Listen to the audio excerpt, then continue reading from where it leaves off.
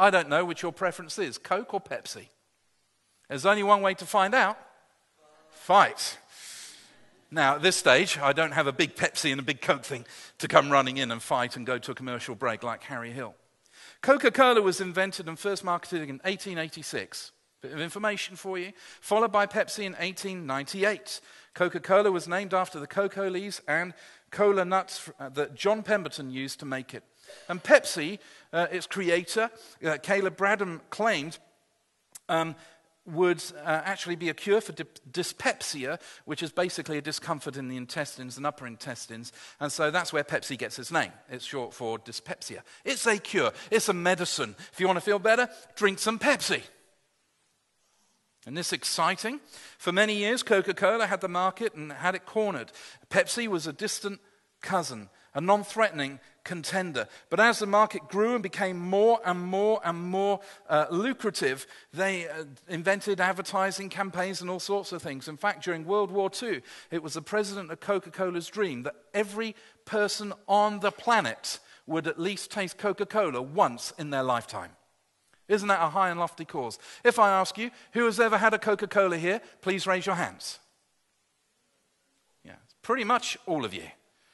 Now, we won't ask you how many of you enjoyed it, but you all know what Coca-Cola tastes like. Isn't that amazing how, for this church at least, and for everyone represented here, his dream came true? Wouldn't that be something if our little dream for Chelmsford and the surrounding areas would come true? And yet a man marketing a soft drink does it. But that's not the end of the story, because they've been leading the way through advertising and competition ever since. In fact, Pepsi has gone bankrupt twice in its history, yet keeps coming back. It's now part of PepsiCo, which is Kentucky Fried Chicken and Harvester and all those kind of people. If you go into a Kentucky Fried Chicken, you won't be able to get a Coke. They don't sell the competition's drink. It's interesting how all this goes about. In fact, now Pepsi is the biggest selling soft drink in the world. The most famous ad campaign was the taste test. Does anyone remember the taste test? Where they would put the Pepsi and the Coke and people would taste it and they would go, oh, I like this and like that, and they would choose depending what it is.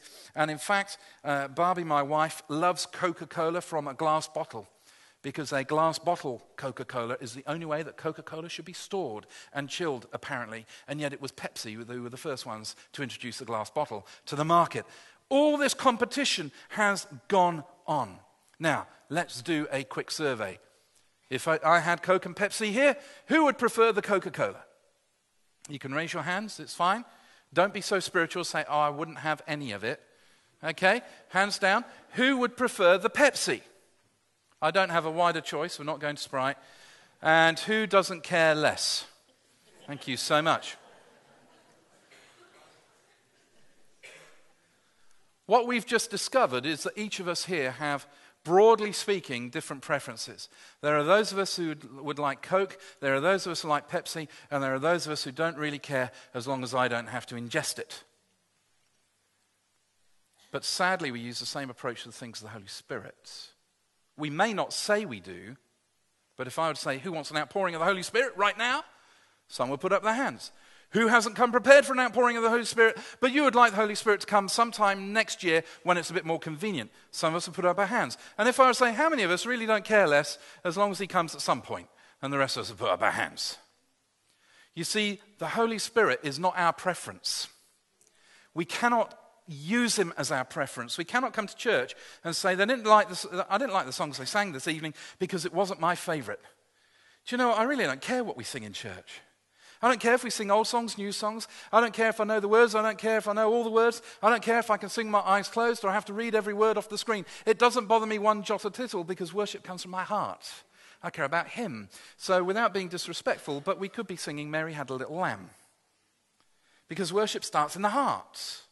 And not with what is on here. It's not the worship team's job to create an atmosphere so spiritual that we enter into the presence of God. They sort of waft us in, tiptoeing across tulips as we go, dancing like Julie Andrews, that the hills are alive with the sound of music, and we're wafted into the presence of God. And that was so lovely because being the sort of people we are, we're able to take enough of God to let us know we've met with him, but not enough so much that he radically changes us. And then we kind of waft out of church and say, wasn't that nice? And we go our ways and nobody's changed.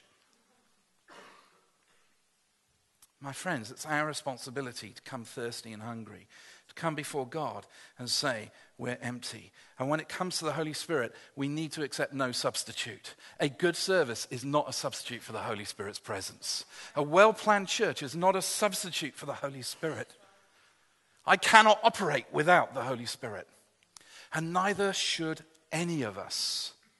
We should all have a deep-seated hunger in our heart that when we leave church, and if we have not met with him, not have roast pastor over lunch or roast worship leader over lunch, but go before him and say, God, I missed you this morning. Either you didn't come or I wasn't there in the right spirit, but I'm not going to leave you until you bless me. I'm not going to leave your presence. You see, my friends, there has to be a greater hunger within us. There has to be a greater hunger within us for us to be able to say, Lord, I know you in a new way. Paul prayed to the Ephesians and for the Ephesians, and he said this, I pray that out of his glorious riches that he might strengthen you with power through the Holy Spirit in your inner being, so that Christ may dwell in your hearts through faith. And I pray that you, being rooted and established in love, may have power together with all the saints to grasp how wide and how long and how deep is the love of Christ, and to know this love that surpasses all understanding, that you may be filled to the full measure of the fullness of God. What does a Christian look like that's been filled to the full measure of the fullness of God? They look drunk. They look wasted. They look like they've been somewhere. They have a countenance, a radiance about them that other people notice. I can remember going to work one day. I used to work in a factory building forklift trucks at one time, and one of the guys looked at me, and I'm going to tell you what he said, at the risk of offending you. But can I say what he said? He looked at me and said, you got lucky last night. That's what he said. I said, what do you mean? He said, you just got that, the morning after the night before glow about you. You just look like, that's man's talk, And I said, well, actually, I didn't. But I was in church and I met with God. And then I said this to him, at the risk of offending you. It's better than sex. Now, some of you are so upset with me that I've said, you're going to go, that pastor said sex in church. Can I upset you more? Sex. I've said it lots now. All right. It's better than sex.